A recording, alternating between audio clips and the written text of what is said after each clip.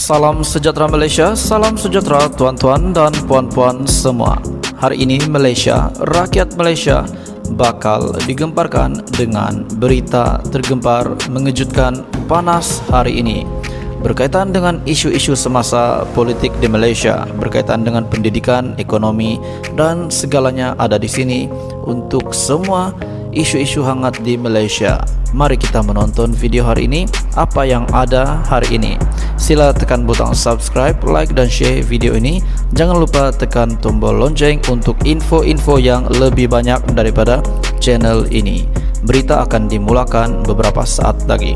Teruskan bersama di dalam channel ini untuk info yang lebih hangat di Malaysia, untuk semua rakyat Malaysia, untuk keluarga Malaysia. Mari kita menonton video ini. Selamat petang, salam sejahtera Malaysia. Salam sejahtera tuan-tuan dan puan-puan. Sudah pasti rakyat Malaysia sudah tahu dengan berita kematian yang mengejutkan di Malaysia dan juga sekaligus mengejutkan Anwar Ibrahim sendiri, Presiden PKR, di mana beliau telah menerima kabar duka cita kematian ibu mentuanya, yaitu ibu kepada Dr. Wan Azizah. Hari ini pula terdapat satu lagi berita tergempar untuk Anwar Ibrahim. Kita sudah sedia maklum bahwa PRU 15 akan diadakan pada 19 November. Dan terdapat banyak berita ataupun cerita susulan setelah pengumuman tarik PRU. Dan sudah pasti semua calon Perdana Menteri dan juga semua parti, semua pemimpin bakal bersedia untuk menghadapi PRU 15. Terdapat satu cadangan yang mengatakan perdebatan ataupun setiap semua calon Perdana Menteri PRU 15 dikumpul untuk berjumpa untuk berdebat. Hari ini terdapat satu berita yang mengejutkan Anwar. Sekali lagi Anwar dikejutkan. Berita daripada Malaysia kini, Ismail Sabri tolak saranan Anwar. Debat bukan budaya kita. Naib Presiden UMNO Ismail Sabri Yaakob hari ini menolak cadangan dibuat pengurusi Pakatan Harapan Anwar Ibrahim agar calon-calon Perdana Menteri dipertemukan dalam sesi perdebatan. Bagi Ismail Sabri, di mana Ismail Sabri pada ketika ini calon Perdana Menteri juga, dan juga beliau ini Perdana Menteri sementara pada ketika ini. Bagi Ismail Sabri, amalan berdebat untuk calon Perdana Menteri bukanlah budaya di Malaysia. Selain menganggap tidak ada faedah yang dapat diperoleh daripada sesi tersebut. Yang pertamanya, bukan budaya kita untuk berdebat. Tak pernah kita buat, tak mendatangkan hasil pun. Kalau kita buat berdebat, dia ataupun Anwar Ibrahim akan sebut segala janji manifesto dia, termasuklah janji bulan dan bintang. Jadi ia tak perlu, katanya pada sidang media di Bukit Aman, Kuala Lumpur. Menurut Perdana Menteri, sementara itu lagi UMNO dan Barisan Nasional akan menyertai pilihan raya umum bulan depan dengan kepercayaan yang ada pada rakyat. Tambahan pula, katanya ahli politik sedang sibuk berkempen di kawasan masing-masing.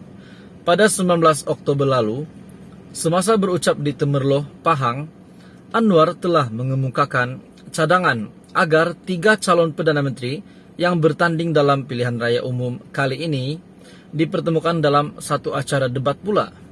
Untuk rekod, Anwar Ibrahim merupakan calon Perdana Menteri bagi Pakatan Harapan, manakala Ismail Sabri sendiri ditonjolkan sebagai wakil Barisan Nasional. Satu lagi gabungan yang menyertai PRU ke-15 ialah Perikatan Nasional yang menampilkan Muhyiddin Yassin, di mana beliau adalah bekas Perdana Menteri.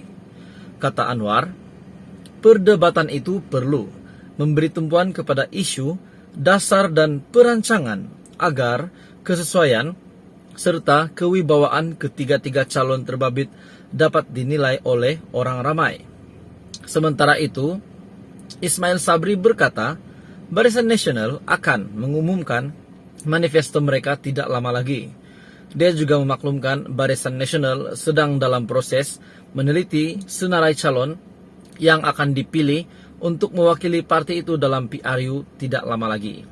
Jadi cadangan daripada Anwar adalah untuk mengumpulkan ketiga-tiga calon Perdana Menteri untuk pilihan raya umum ke-15, yaitu dari Pakatan Harapan Anwar Ibrahim sendiri dan juga daripada Perikatan Nasional Muhyiddin Yassin ataupun Mahyadin, dan juga yang ketiga yaitu daripada Barisan Nasional daripada UMNO, yaitu bekas Perdana Menteri Ismail Sabri, yaitu Perdana Menteri sementara pada ketika ini. Jadi cadangan daripada Anwar, mereka bertiga ini sepatutnya ataupun mereka bertiga boleh dibawa berdebat. Mereka akan berdebat antara masing-masing, mungkin memberi pendapat berkenaan dengan visi dan misi mereka sendiri ataupun manifesto mereka. Jadi tuan-tuan dan puan-puan, adakah pendapat Anwar ini adalah satu pendapat yang bagus? Nanti takut pula belakang hari ada persengketaan pula. Nanti masa berdebat tiba-tiba panas pula.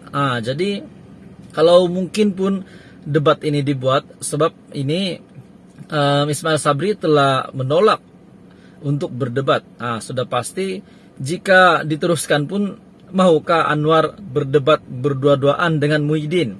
Nah, tuan-tuan dan puan-puan, kita boleh pikir sendiri, tepuk dada tanya selera. Adakah perdebatan antara ketiga-tiga mereka ini perlu dilaksanakan? Sebab tidak lama lagi PRU 15 dan masing-masing sudah menghantar ataupun calon dari parti masing-masing. Pakatan Harapan dari Anwar, Perikatan Nasional Muhyiddin, dan juga Barisan Nasional Ismail Sabri Yaakob. Tuan-tuan dan puan-puan, ketiga-tiga ini adalah calon Perdana Menteri yang nama mereka sentiasa disebut di media, sentiasa menjadi sebutan. Namun dalam pengumuman Anwar sebelum ini juga, Anwar pernah membuat pengumuman yang mengatakan ketiga-tiga mereka adalah calon untuk PRU 15 untuk menjadi Perdana Menteri nanti. Namun nama Zahid Hamidi tidak ada dalam senarai Anwar. Jadi kita boleh lihat sekarang bahwa Zahid Hamidi pula memang tidak ada harapan lagi untuk jadi Perdana Menteri. Sebab sedangkan sekarang beliau ini akan bertanding di Bagan Datuk dan akan saingannya bukan calang-calang. Dia akan bersaing dengan Samsul Iskandar, yaitu yang digelar, kalau saya tak silap, Giant Killer. Kalau saya tak silap.